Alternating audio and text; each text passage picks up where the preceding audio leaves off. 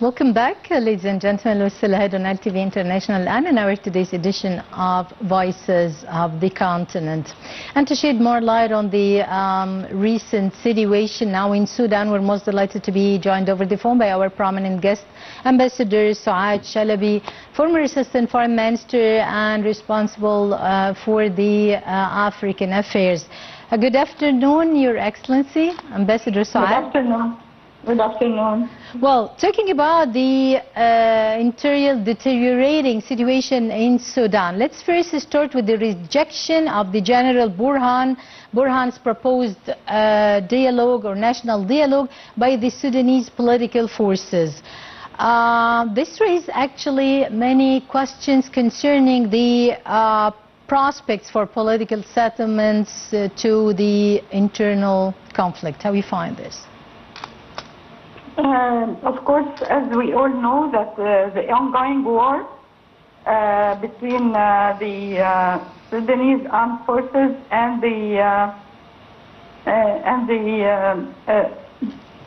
rapid support forces, the RSF and the SAF, there has been an ongoing war for more than 2 years now, and there has been massive displacement and hunger crisis that forced millions out of their homes, and they left the majority of the population in acute food insecurity. So the situation is not good, and it doesn't going to end by the initiative that was proposed by the General he is actually the de facto president, and he is proposing to end the problem. But this is not accepted because it doesn't end the Sudanese war. It may lead to a problem of dividing the Sudan into several smaller conflicts, because the military situation on the ground is not helping. There should be more mediation, more negotiation, and between the two factions, because on the ground the Sudanese armed forces are defeating the rapid support forces in the central Nile Valley. But the rapid Sudanese forces, they extended their military victory up to Darfur and Kordofan region.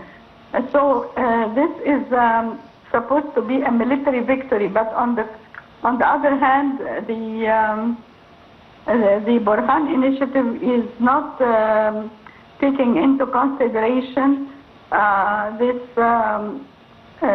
military situation. It is calling for a political situation, but there should be, if there is a national dialogue, then there has to be a solution for the militia problem, and and also to put them on the political process, and not only have a national dialogue without even a proper agenda for it. Yep, and this also predicts how concerning the current political landscape in Sudan internally. Talking about the Addis Ababa meeting and called for a process that combines ceasefire efforts, humanitarian action, and a political track.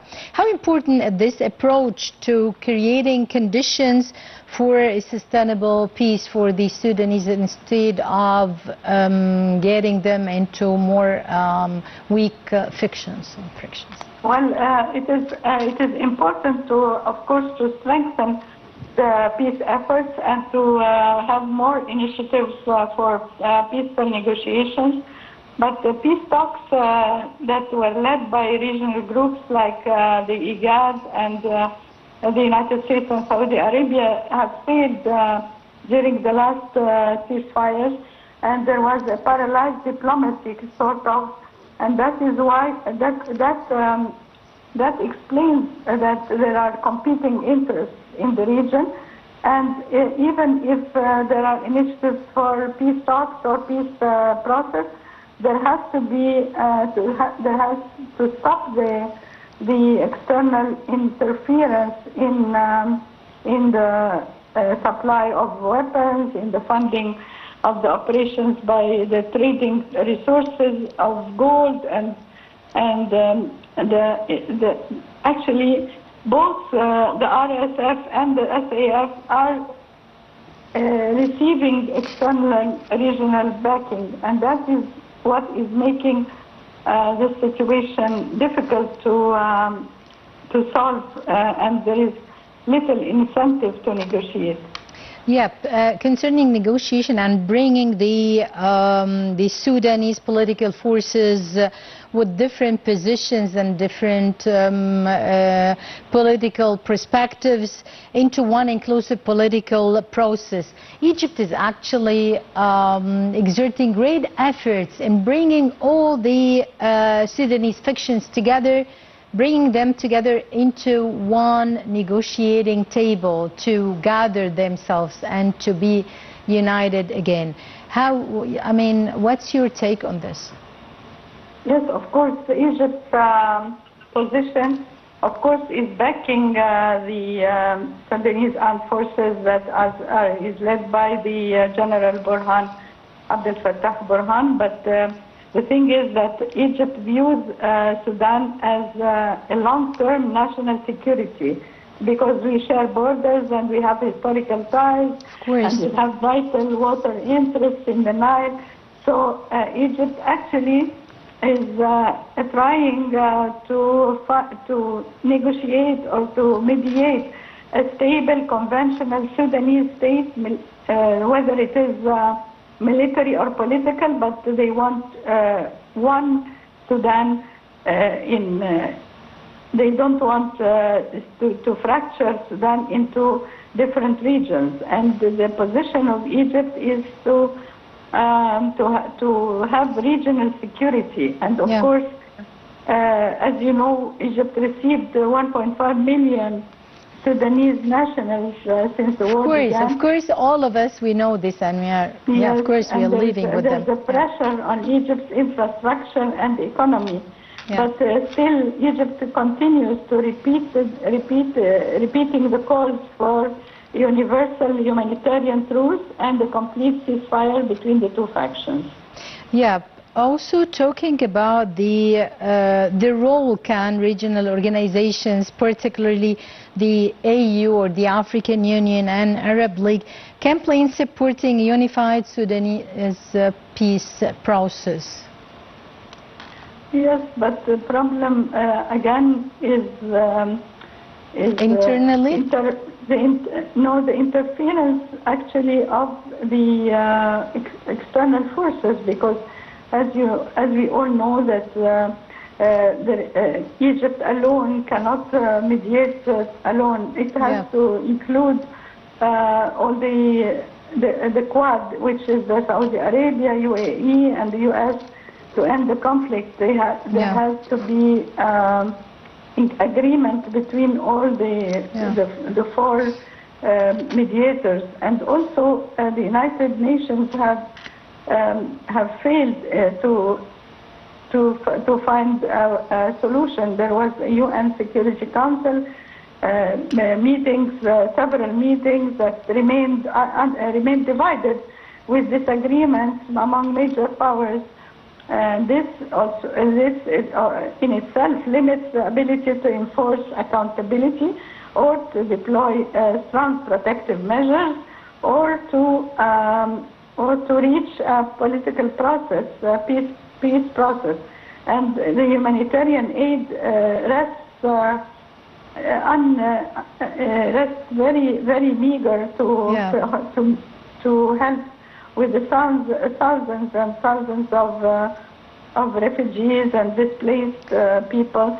Even the OCHA, the United Nations Office for They are suffering from famine, lack of food, lack of water, drinking water. They launched massive response plans because they have donor fatigue, and they have critical they have launched critical appeals to help the shortness of billions of dollars that are requested in order to return the displaced people and to have, of course, to meet the humanitarian corridors and also to stop the famine that is